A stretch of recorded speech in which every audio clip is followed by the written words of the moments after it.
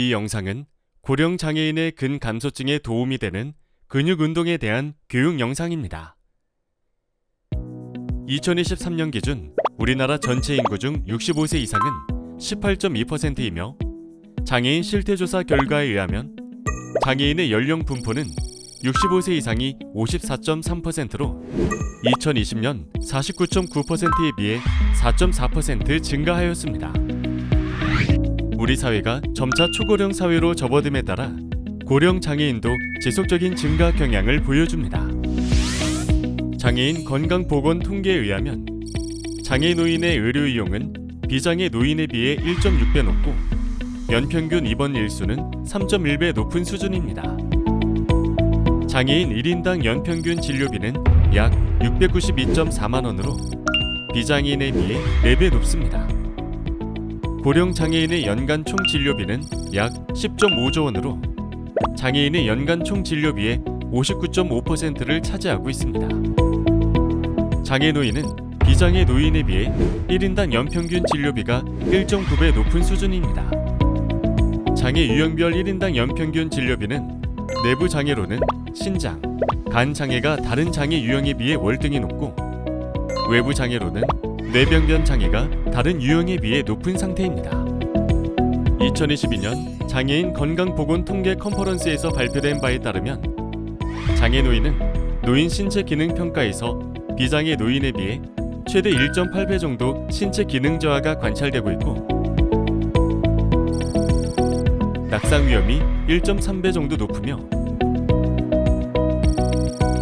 일상생활 수행에 2배 정도의 도움이 더 필요합니다. 우리 몸에서 가장 많은 부분을 차지하고 있는 근육은 서기, 이동 및 보행, 일상생활 동작 수행 등의 중요한 역할을 하고 있습니다. 노화와 관련된 근감소증을 예방하거나 건강 수명을 연장하고자 할 때는 이러한 근육의 기능을 잘 유지해야 합니다. 근감소증은 오래전부터 인지되었으나 비교적 최근에 와서야 공식적인 질병으로 인정되었습니다.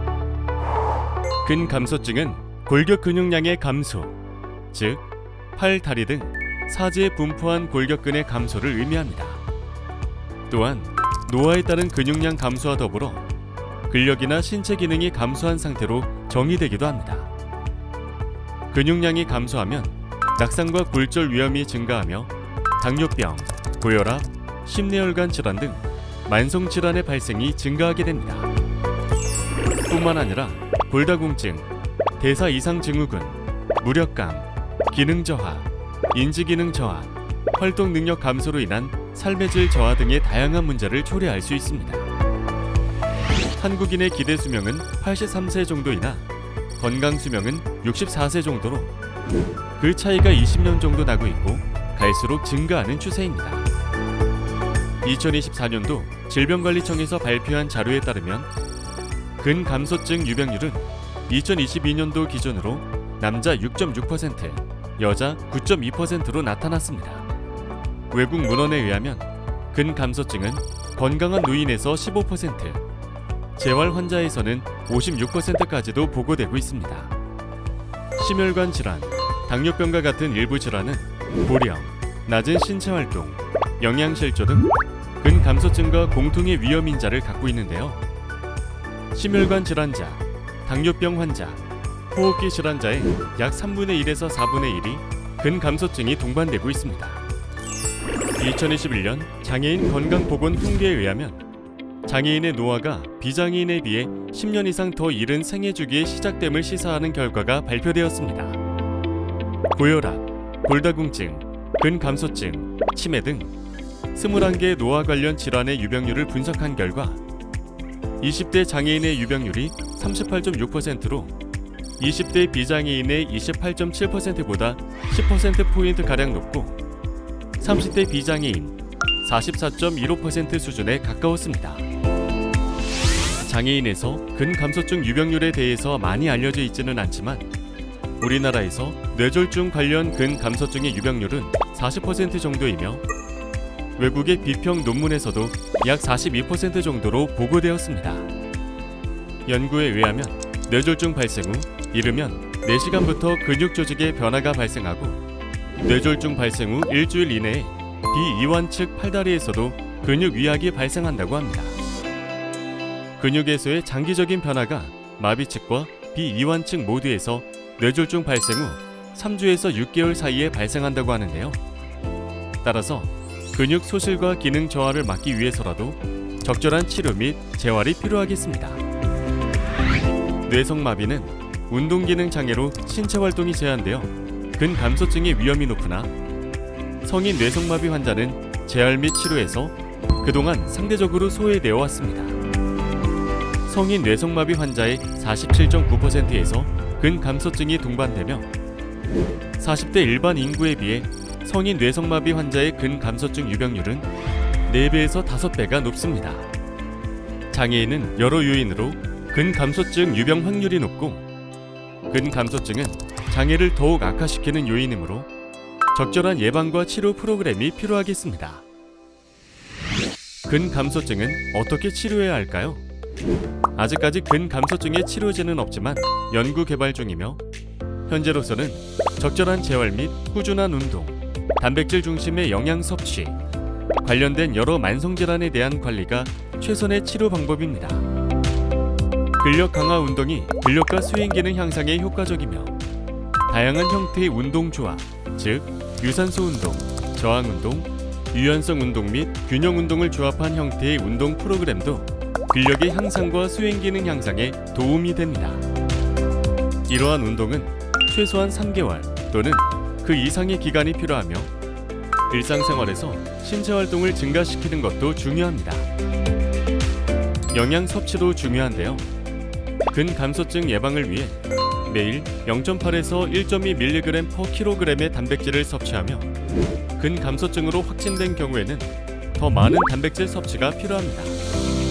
단백질 합성 과정에 관여하는 성장 호르몬 분비를 촉진시켜주는 영양소인 류신이 2.5g에서 2.8g 포함되는 것을 추천하나 신장 질환자는 예외입니다. 당뇨병, 만성 간질환, 만성 신장 질환 등 만성 질환 관리도 필요합니다. 당의 50%는 근육이 이용하므로 운동을 잘하면 혈당 조절이 쉬워지게 됩니다. 근감소증에 필요한 근육 운동에 대해 자세히 알아보겠습니다.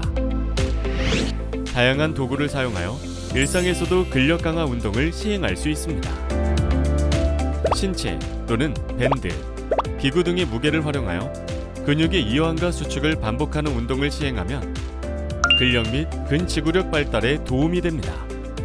주 3회 이상 개인에 맞는 무게로 한 세트에 10회에서 15회 3세트를 진행합니다. 우리 몸을 지탱하는 중요한 근육으로 대퇴사두근, 둔근, 척추 기립근이 있으며 이 세 가지 근육은 전체 근육의 3분의 1을 차지할 정도로 큰 근육들입니다. 근감소증을 예방하고 건강을 유지하기 위해 이러한 근육을 강화시키고 유지하는 근력 강화 운동이 필요하며 그 외에도 상지의 대근육에 대한 근력 운동도 도움이 되겠습니다. 아령이나 물이 들어있는 생수병을 이용하여 근력 운동을 할 수 있습니다. 이두박근 강화 운동을 배워보겠습니다. 양 발을 어깨 너비로 벌리고 반듯하게 서 있는 상태로 서서 양팔 팔꿈치는 몸통에 고정을 하고 팔을 구부렸다 폈다를 10회 3세트 진행합니다.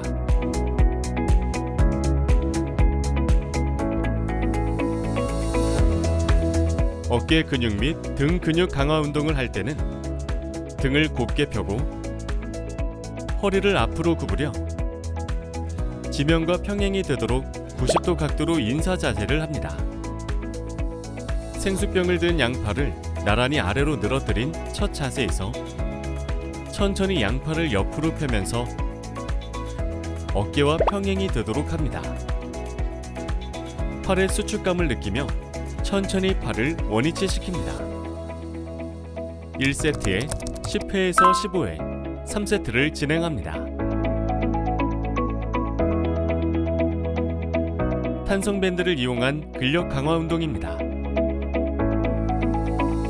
코어 강화 운동은 매트에 바르게 누운 자세에서 무릎을 굽혀 세우고 양발을 어깨 너비로 벌린 뒤 골반에 탄성 밴드를 올려 양손으로 탄성 밴드를 고정합니다. 발바닥으로 지면을 눌러 엉덩이, 허리, 등 순서로 천천히 엉덩이를 들어줍니다. 호흡하면서 10초간 유지하고 천천히 등, 허리, 엉덩이 손으로 내려줍니다. 허벅지 근육 강화 운동은 의자에 바르게 앉은 자세에서 발바닥에 탄성 밴드를 걸고 무릎을 구부렸다 폈다 동작을 10회에서 15회 반복해 줍니다. 주의할 사항은 다리를 펼 때 허리가 과도하게 뒤로 가면 안 되고 다리를 높게 들지 않아야 하며 아래 방향으로 내려줍니다. 발목 굽힘근 강화 운동을 할 때는 테이블이나 기둥에 탄성 밴드를 묶어줍니다. 탄성 밴드를 발등에 걸치고 발목 굽힘 자세를 해줍니다. 모래주머니를 이용한 근력 운동을 배워보겠습니다. 각자의 근력에 맞는 무게의 모래주머니를 발목에 채워줍니다. 대퇴사두근 강화 운동을 할 때는 발목은 배 쪽으로 당기면서 다리를 천천히 들어 올리겠습니다. 들어 올리는 다리 쪽의 허벅지가 들리지 않을 정도로 다리를 올려주고 천천히 내립니다. 무릎 굽힘근 강화 운동은 양쪽 발목 또는 한쪽 발목에 모래주머니를 채워주고 매트를 깐 바닥에 엎드립니다. 엉덩이가 들리지 않도록 양쪽 다리 무릎을 엉덩이 쪽으로 구부렸다가 천천히 바닥에 내려놓습니다. 허리에 힘이 과도하게 들어가지 않도록 주의합니다. 하지 모음근 강화 운동은 옆으로 누운 자세에서 위에 있는 다리를 앞으로 구부린 다음 손으로 발목을 잡아 다리를 고정시킵니다. 아래에 놓인 다리를 천천히 들어 올렸다가 천천히 내립니다.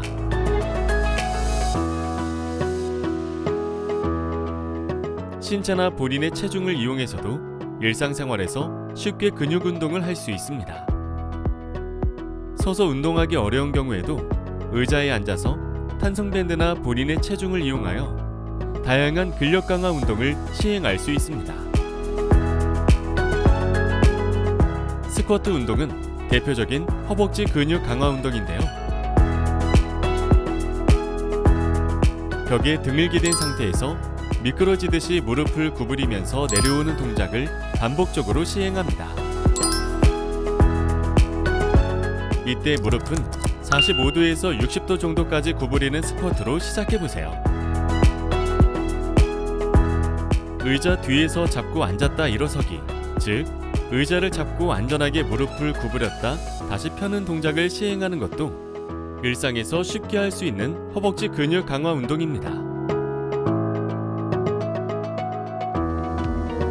이러한 운동 방법은 각각 엉덩이 관절 외전근, 엉덩이 관절 내전근, 허벅지 신전근, 발목 관절 강화에 도움이 됩니다.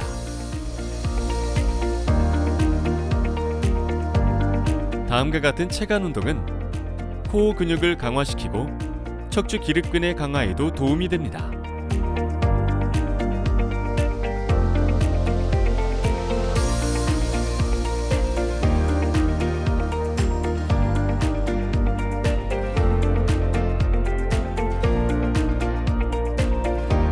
이러한 상체 운동은 어깨 관절과 팔꿈치 관절 근육의 강화에 도움이 됩니다.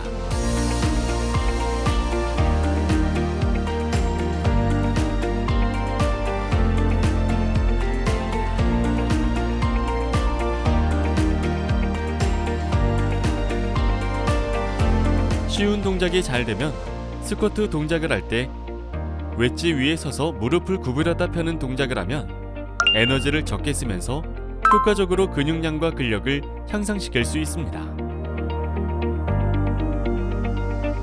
신체의 수행 능력과 더 관련이 깊다고 알려진 근파워를 향상시키기 위해 일상생활에서도 쉽게 할 수 있는 운동이 있습니다. 동작을 시작할 때는 가능한 빨리 하고 돌아갈 때는 천천히 시행하는 것이 핵심인데요. 의자에서 일어나거나 의자에서 엉덩이를 뗄 때 허벅지 근육 운동 시에도 이러한 원리를 적용하면 좋겠습니다.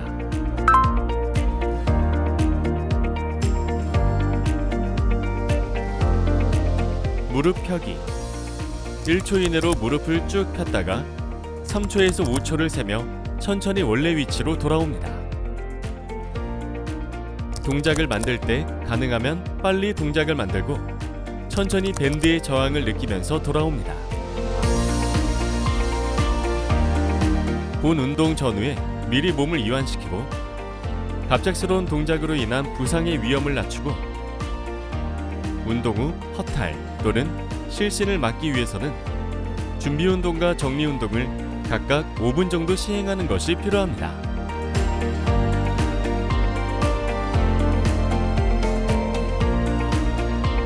지금까지 고령장애인에서 흔히 동반되는 근감소증의 예방 및 치료에 필요한 근력 강화 운동에 대해 알아보았습니다. 꾸준한 운동과 신체 활동을 통해 근력과 신체 기능 유지 및 자가 건강 관리에 도움이 되기를 바랍니다.